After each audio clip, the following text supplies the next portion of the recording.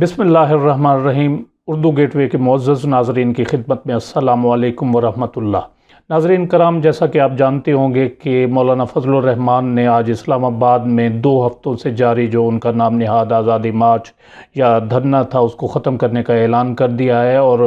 اپنے کارکنوں سے انہوں نے خطاب کرتے ہوئے کہا کہ ہم نے جو ہمارے مقاصد تھے ان کو ہم نے حاصل کر لیا ہے، اور ہم انشاءاللہ پلان بی پر عمل کرتے ہوئے اگلے مرحلے میں سندھ، بلوچستان، خیبر پختونخوا کی جو اہم شاہراہیں ہیں ان کو بلاک کر دیں گے، اور اس سلسلے میں انہوں نے بلوچستان میں چمن کوئٹہ شاہراہ کو بھی بلاک کر دیا ہے، اور اس کے علاوہ انہوں نے کہا ہے کہ ہم شاہراہ ریشم کو بھی بند کریں گے خیبر پختونخوا میں، اور انڈس ہائی وے کو بھی بند کریں گے، اور دیگر جو اہم شاہراہیں ہیں جن سے پاکستان کی معیشت وابستہ ہے وہ ان تمام شاہراہوں کو کل سے بند کر دیں گے۔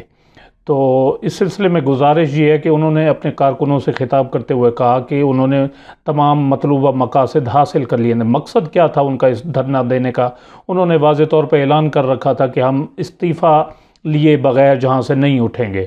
اور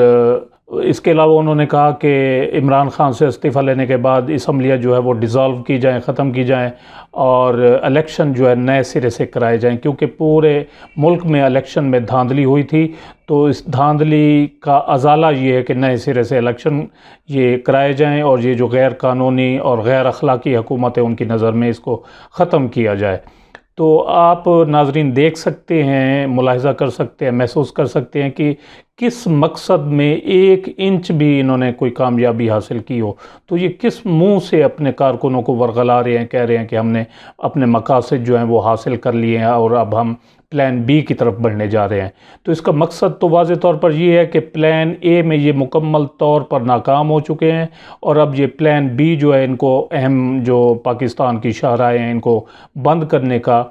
تو یہ بھی انشاءاللہ پلان اے کی طرح ناکام ہوگا۔ ناظرین کرام، پیر پنجر کے نام سے تو آپ یقیناً واقف ہوں گے، جن کی پیشین گوئیاں پاکستانی سیاست کے بارے میں اکثر سچ ثابت ہوتی رہتی ہیں۔ تو انہوں نے مولانا فضل الرحمان کے بارے میں بھی ایک پیشین گوئی کی تھی کہ یہ موصوف مولانا جو ہیں یہ پجاروں سے انشاءاللہ سائیکل پر آئیں گے اور ان کی سیاست ہمیشہ کے لیے ختم ہو جائے گی۔ تو لگتا یہی ہے کہ یہ پلان اے میں تو ایکسپوز ہو چکے ہیں، اور ان کو اپنے کارکنوں کو کہنے کے لیے کچھ نہیں بچا، اور بالکل سیاست میں یہ ناکام ہوئے، اور اب پلان بی کی طرف بڑھ رہے ہیں جن میں یہ اہم شاہراہوں کو جو ہے وہ بند کریں گے۔ تو انشاءاللہ یہ پہلے پلان کی طرح اس پلان میں بھی انشاءاللہ ناکام ہوں گے، اور ان کے جو مطالبات تھے یہ انتہائی غیر معقول اور عقل سے بالکل پیدل تھے کہ وزیر اعظم صاحب استعفیٰ دیں، اسمبلیاں ختم کی جائیں، اور نئے سرے سے الیکشن کرائے جائیں جو فوج کی مداخلت کے بغیر ہوں۔ فوج پہلے بھی کوئی مداخلت نہیں کرتی تھی، صرف سیکیورٹی کے حوالے سے پولنگ سٹیشنز پر سیکیورٹی کی ضروریات کے تحت اپنی خدمات سر انجام دیتی تھی، جیسا کہ آپ پاکستان کے ماحول سے اور پنجاب اور سندھ کے ماحول سے خصوصاً واقف ہیں کہ جہاں امیدواروں تک کو اٹھا لیا جاتا ہے اور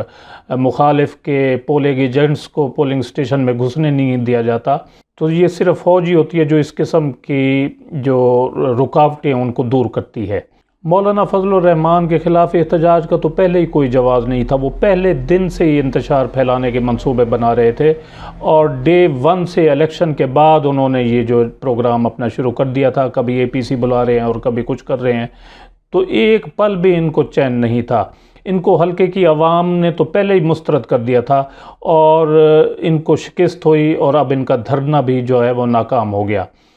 تو انشاءاللہ یہ دوسرے مرحلے میں بھی انشاءاللہ ناکام ہوں گے۔ آپ بہتری کی امید رکھیں، پاکستان کی معیشت جو ہے وہ بہتری کی جانب اس نے سفر کرنا شروع کر دیا ہے، اور اچھے جو ہے گڈ انڈیکیٹرز جو ہیں وہ موصول ہونا شروع ہو گئے ہیں۔ تو آپ انشاءاللہ آنے والے دنوں میں